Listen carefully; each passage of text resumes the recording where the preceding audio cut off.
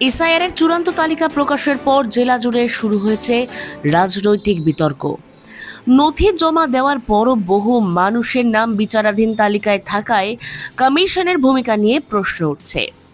ভোটের মুখেই পরিস্থিতি প্রশাসনিক ত্রুটি নাকি রাজনৈতিক উদ্দেশ্য, তা নিয়ে জল্পনা এখন তুঙ্গে।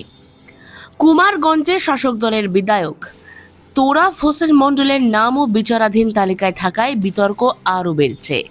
প্রয়োজনীয় নথি জমা দেওয়ার পরও নাম স্পষ্ট না হওয়ায় সাধারণ মানুষের উদ্বেগ বাড়ছে। বিজেপির দাবি এটি সম্পূর্ণ প্রশাসনিক প্রক্রিয়া। অন্যদিকে শাসক দলের বক্তব্য, বানানজনিত ত্রুটি দ্রুত ঠিক হবে। নির্বাচন কর্তৃপক্ষ জানিয়েছে নিয়ম মেনে যাচাই চলছে এবং আপত্তি জানালে সংশোধনের সুযোগ রয়েছে। তবে ভোটের আগেই বিতর্ক জনমনে প্রভাব ফেলছে বলেই মনে করছেন রাজনৈতিক মহল। এ বিষয়ে বলছেন, চলুন জেনে নিই। আপনার সম্ভবত আপনার বাবার কাগজটার সঙ্গে হয়তো মিল দেখাচ্ছে না।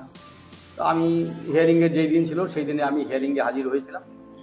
আমার 2002 সালে আমার ভোটার লিস্টের জেরক্স, তারপরে আমার মাধ্যমিকের সার্টিফিকেট, অ্যাডমিট কার্ড এবং আমার যে পেনশনের যাবতীয় কাগজপত্র, আমি তো পেনশন হোল্ডার, পেনশনের যাবতীয় কাগজপত্র জমা দিয়েছি।